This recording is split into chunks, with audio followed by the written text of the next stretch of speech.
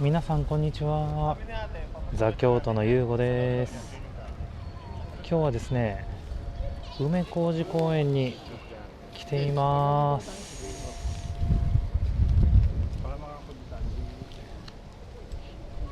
日付は3月の6日です。梅小路公園になんで来たかっていうとですね、こうやって梅が咲いていて、こことかあんまりまだ一分咲きぐらいなんですけど、結構奥に入っていくともう見頃を迎えている梅があるとのことで、そういう情報を聞きつけて今日は梅小路公園にやってまいりました。梅小路公園は2週間前ぐらいにも動画1回撮影してるんですけど、その時はね本当に1分咲き2分咲きみたいな梅ばっかりだったんで、もうねあれから2週間経ったんで、だいぶもう見頃を迎えてるんじゃないかなと思っております。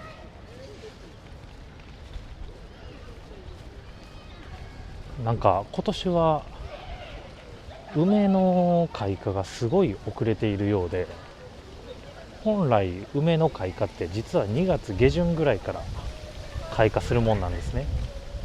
でもなんか今年は3月もう上旬になってもまだ咲いていない場所の方がほとんどみたいで、梅小路公園が唯一京都市内で今見頃を迎えている場所みたいです。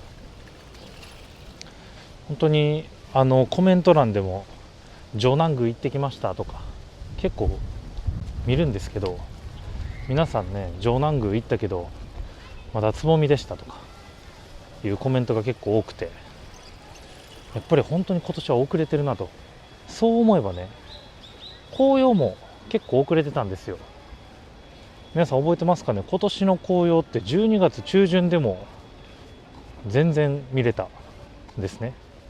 で開花じゃないな、紅葉は開花じゃないんですけど、結構色づいてきたのも結構遅かったんですよ。去年の11月下旬ぐらいになってようやく色づくみたいなことが多くて、12月入ってやっとなんか見頃やなみたいな感じあって、結構もう紅葉から全体的に遅れてるっていうのが今の京都です。で結構紅葉が1ヶ月、半月ぐらいかな、半月ぐらい遅れて、梅は今のところもうこのペースでいくと1ヶ月ぐらい開花が遅れるんじゃないですかね。なんか40年ぶりらしいです、こんなに開花が遅れるのは。でおそらくなんですけど、ここからは僕の予想なんですけど、個人的な予想なんですけど、桜も同じぐらい開花が遅れるんちゃうかなと思ってます。結構この木とかもね桜なんですけど、見ていただいたら分かるようにまだまだつぼみ一切咲く気配がありません。3月上旬やからっていうのもあるかもしれないんですけど、それにしてもつぼみすぎる。もしかしたら桜も半月ぐらい遅れて開花が、いつもだったら3月上旬ぐらいから開花するんですけど、もしかすると4月中旬ぐらい、入学式の時期にはまだ桜が咲いてないみたいな、そんなことももしかしたらあるかもしれません。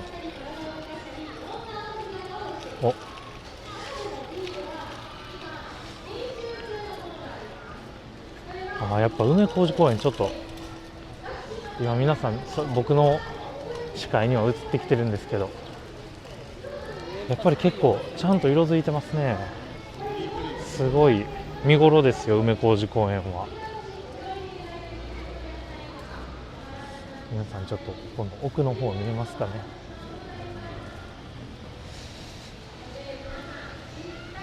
ちょっと最近全然撮影に行けてなくて、手前に出した動画も3月22日に撮影した2月22日に撮影した、散歩の琵琶湖疎水のね散歩の動画やったんですけど、結構ね最近あんまり撮影に行けてなくて投稿ができてなくて申し訳ございません。ちょっとね、僕の周りでちょっといろいろありまして、撮影編集ともども最近できてなかった状況です。ただね、明日ぐらいからちゃんと動画撮影ちょっと行こうかなと思ってるんで、またね梅の動画、開花状況の動画更新していくんで、皆さんお待ちください。ひとまず今日はここともう一箇所ぐらい行けたらいいかなと思ってるんですけど、時間的に間に合うかどうかわかんないんですけど、そんな感じで行こうと思ってます。そして皆さん気づいていただいてるでしょうか。映像が何か綺麗だと思うんですけど、ちょっとレンズを変えました。なんか僕もよくレンズのことよくわかんないんですけど、レンズを変えたらすごい映像が綺麗になった気がします。あ、そんな話をしていたら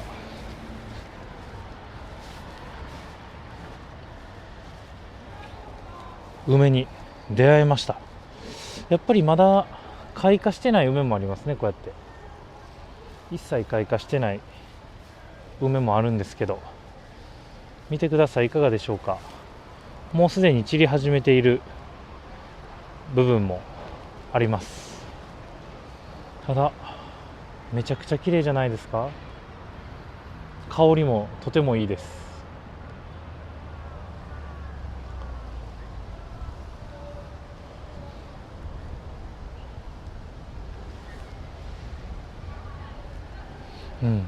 めちゃくちゃ香りがいいです。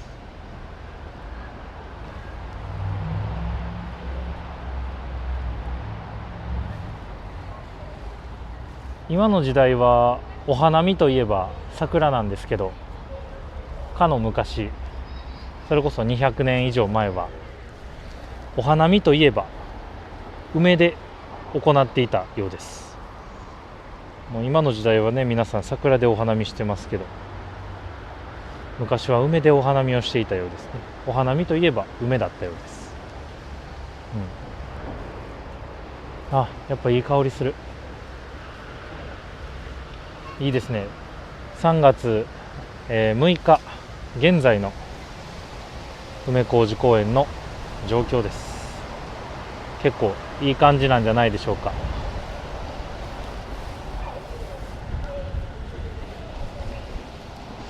まだでも、咲いてない、ここみたいにね、全然咲いてない梅もありますから、こういうのがおそらく 1,2 週間遅れて咲いてくるので、まだまだ梅小路公園ではお花見が楽しめそうです。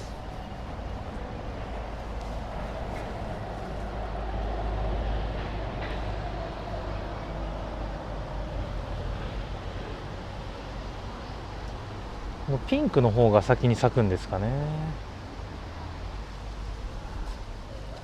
奥に白いやつがあるんですが、こちらはまだ全然一部咲いているっていう感じですね。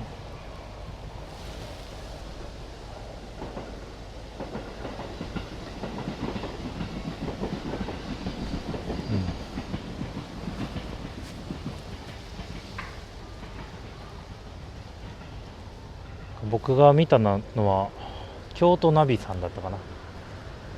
なんかそこには梅小路公園見頃って書いてたんですけど、確かに見頃の梅もあるんですけど、まだまだ咲いていない梅もあるので、全然これはこれでもう少し見頃までは、全てが見頃になるまでにはちょっと時間かかりそうですね。おそらくこの今つぼみの梅が咲く頃には梅小路公園じゃない、つぼみのこの白い梅がね満開になる頃には、このピンク色の梅はもう散ってるんじゃないでしょうか。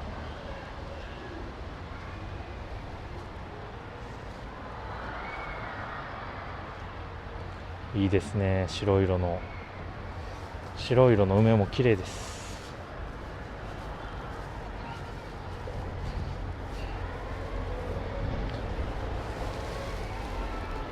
この咲きかけの梅もいいですよね。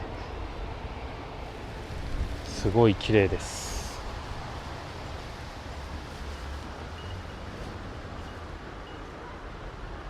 これはもうほとんど散ってしまってますね。床を見てください皆さん。これがまた綺麗じゃないですか。このピンク色の梅の葉の絨毯がすごい綺麗です。この白の梅は結構いい感じに咲いてますね。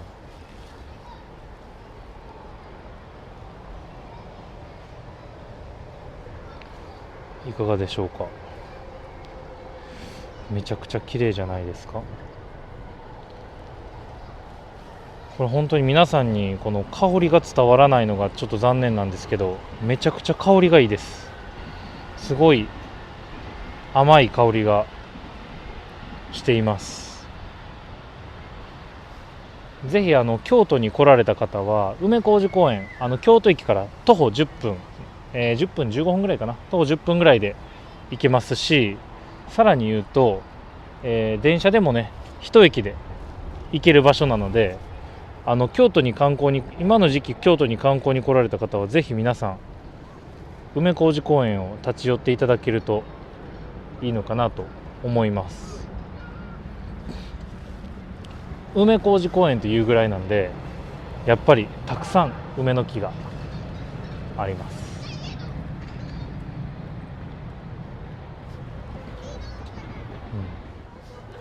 電車で行くにしても本当に一駅なんですぐですよ。2分とかで着くと思います。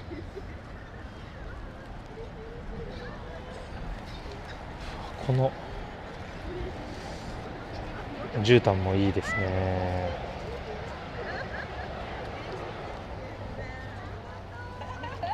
ほんまにめっちゃ綺麗です。全部今体の360度綺麗な梅に囲まれてます。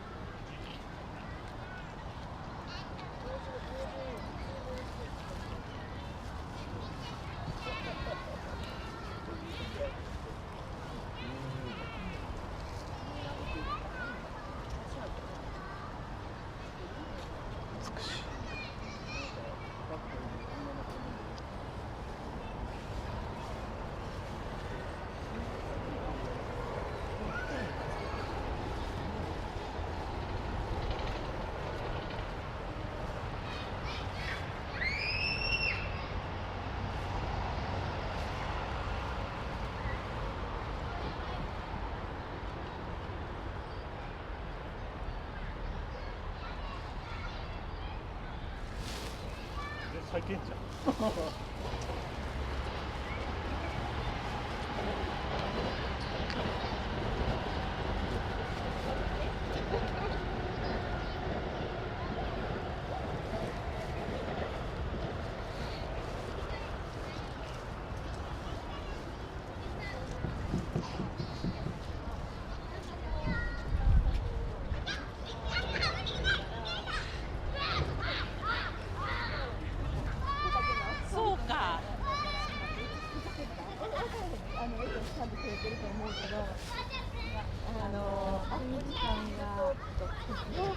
うわ、紅白や。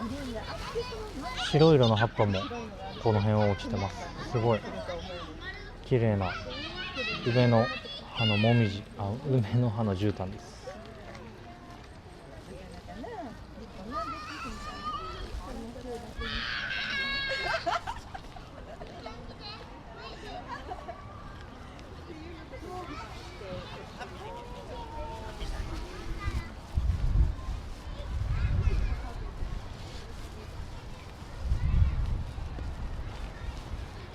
ここは一番梅小路公園で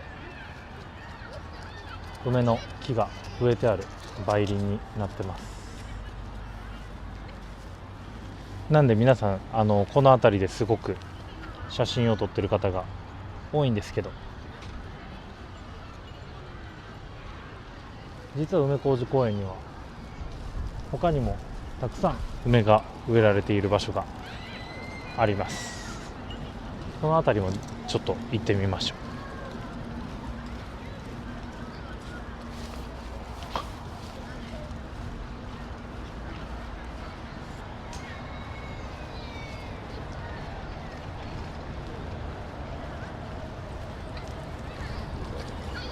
この梅はまたさっきの梅とちょっと違う種類の梅です。白と赤色のハーフ、ピンク色です。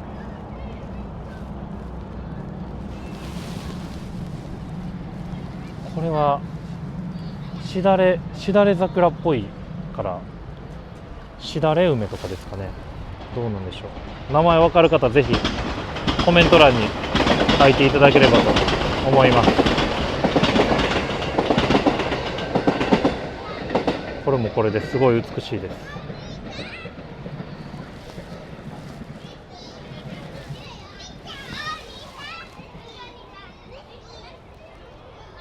いかがでしょうか。正直僕はこの梅が一番好きかもしれないです。色的に。さあさあ、これだけじゃありませんよ。あ、ここにもこれも梅ですね。これもまだ咲いてないですけど梅です。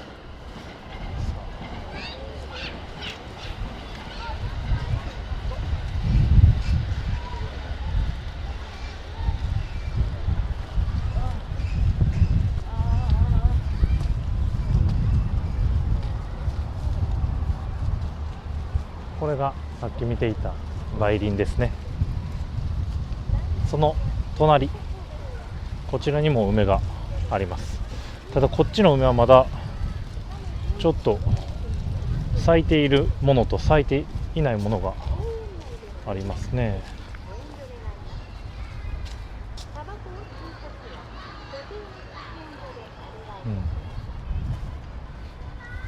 皆様のご協力をお願いいたします。こちらの方がどっちかというと梅の木は小さい梅の木が生えているので可愛いですね。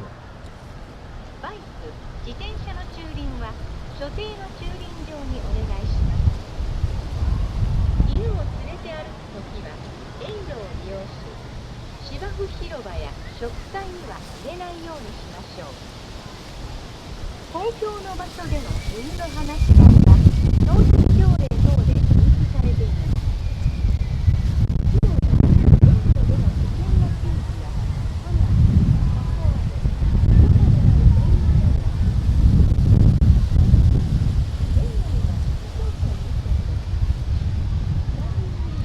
うわあ、これももうすぐ綺麗な梅が咲きそうです。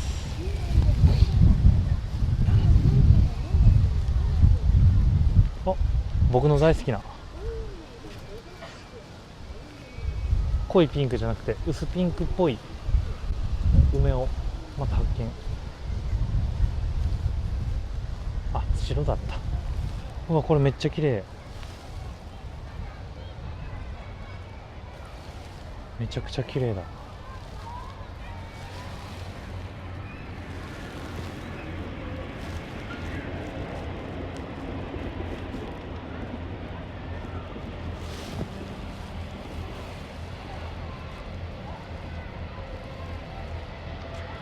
一番太い木がこうやって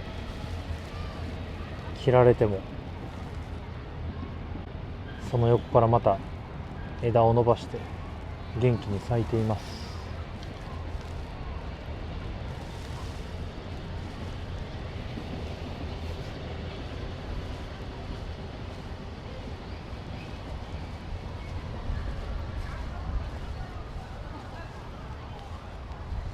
皆さん僕が最初に行った梅林のところで写真撮ってらっしゃるので、ここは結構穴場です。あまり撮影してる人とかはいます。まあその分でもちょっと小さいですね、梅の木が、でもこの小さいのがいいですけどね、僕結構好きですけど。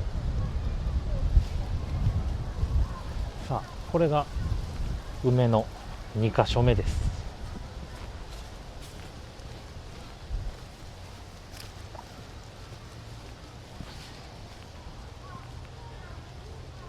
最後は JR の電車を見ながら梅が見れるスポットになります。ここは実は電車を見ながら梅を見ることもできるんですけど、逆もしかりで、京都駅から、大阪方面に電車を乗る方、電車に乗りながら梅を見ることができます。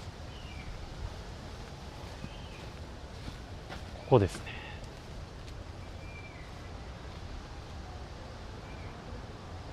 この線路沿いが梅だらけになってます。そして皆さん、電車と梅を重ねて写真を撮ろうと頑張ってらっしゃいます。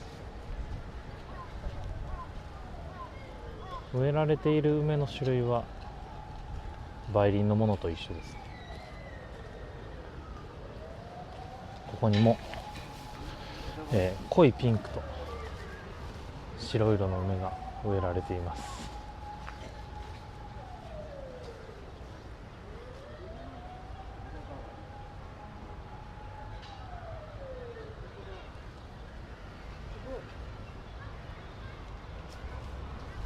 今日の天気が曇りなのがちょっと残念ですよね。本当は晴れの時に来たかったんですけど、ちょっと直近晴れる日が全然なくてですね。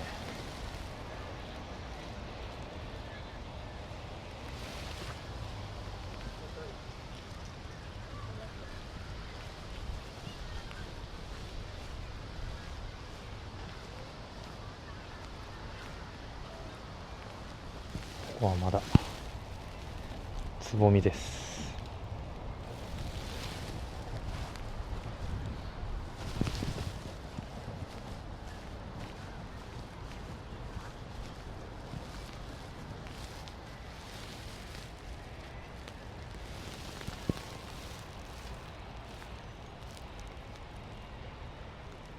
綺麗だ。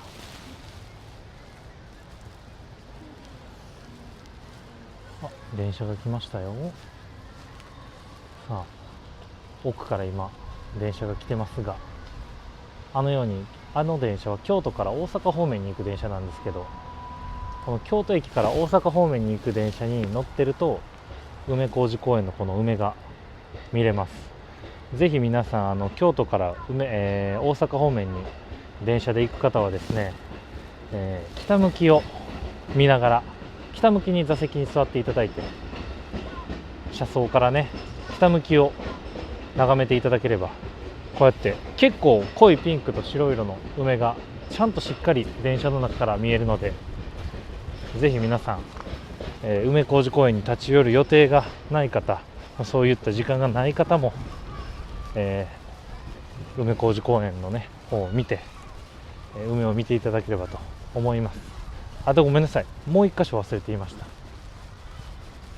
もう一箇所梅が見れるところがあります。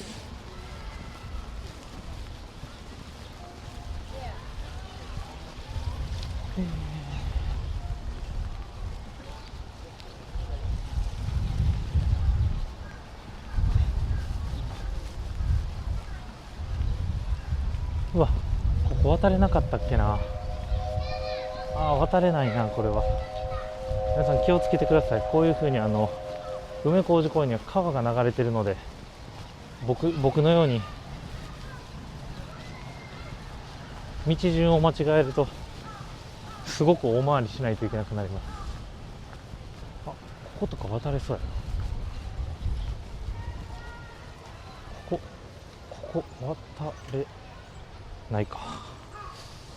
取れないですね。ちなみに僕初めて知ったんですけど、川で遊ぶことは禁止されていません。むしろなんか推奨されてるような感じがします。本当にね、これ夏場になったらこの川で小学生たちがパンツ一丁になって泳いでる時があるんですよね。あ、また鳥やサギや、うわでかっ、めっちゃでかいし、なんか風格がすごい。僕の動画の視聴者さんの中には日本野鳥の会の方がいらっしゃるんですけど、もしよかったらその方コメント欄にこの鳥が何の鳥かを書いていただけると助かります。何なんでしょう。多分サギなんでしょうけど、うわ可愛いです。うわ見てないふりする。こっちを行けるところまで近づきましょう。お、なんか水を飲んでる。お、ストレッチしてる。すごいストレッチしてる。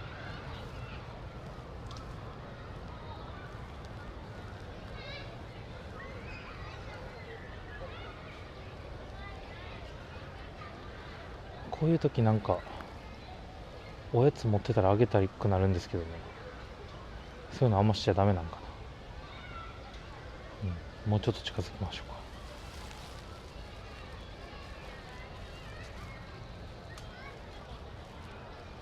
こんなに近づいたの初めてかもしれないです。この子に。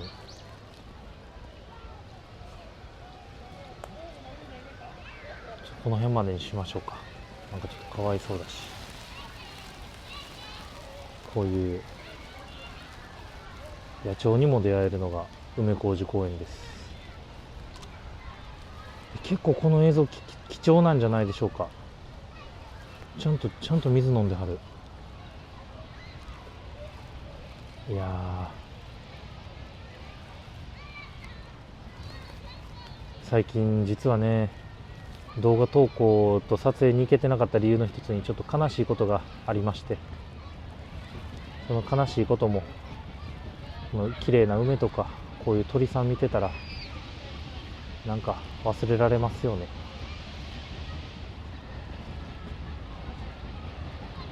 かわいい。全然動かないな。もっと近づいていいのかな。いやでもかわいそうだしな。どうしようか。これぐらいにして最後の梅小路公園最後の梅スポットに行きますか。じゃあね。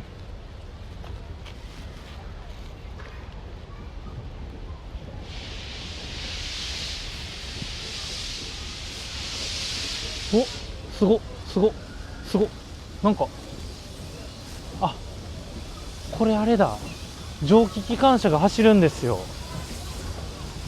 たまに。うわ、すごい、すごっ、めっちゃすごい。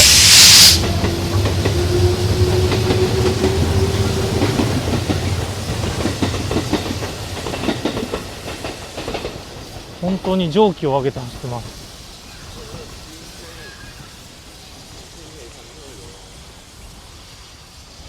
すごい瞬間に出くわすことができました。そう、梅小路公園のこの横の線路ではこういう蒸気機関車が稀に走っています。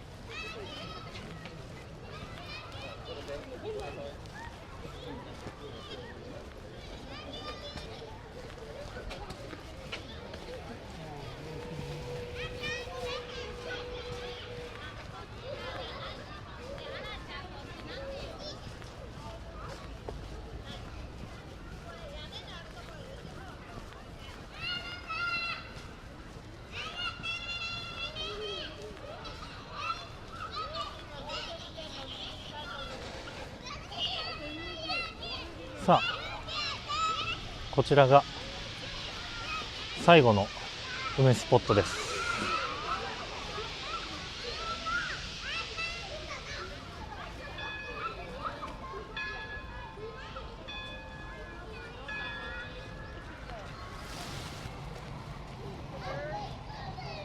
綺麗ですね。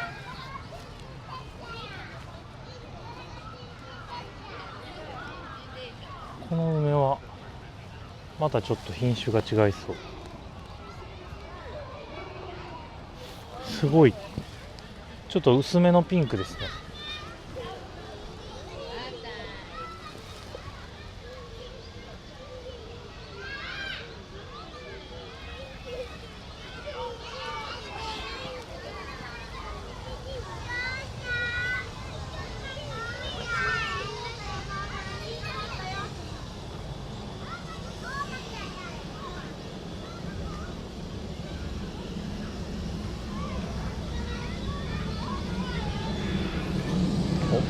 また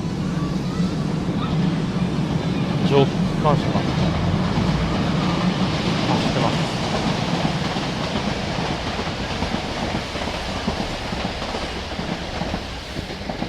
皆さん見えますかね。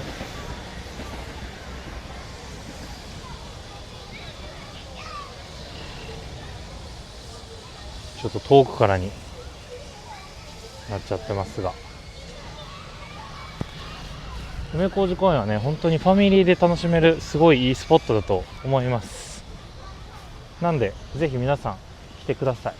本当に今の時期だと綺麗な梅も見れて、しかもね、この梅小路公園の隣には京都水族館もありますから、京都水族館と鉄道博物館ありますから、ファミリーですごい楽しめるスポットだと思います。ということで今日の動画はこの辺で終わりにしたいと思います。今日の動画がいいと思った方はグッドボタンとチャンネル登録をよろしくお願いします。コメントも動画作りの励みになりますんでよろしくお願いします。コメントはぜひ母国語で書いてください。英語とか日本語じゃなくても大丈夫です。ということで今日の動画はこれで終わりにしたいと思います。皆さんありがとうございました。バイバーイ。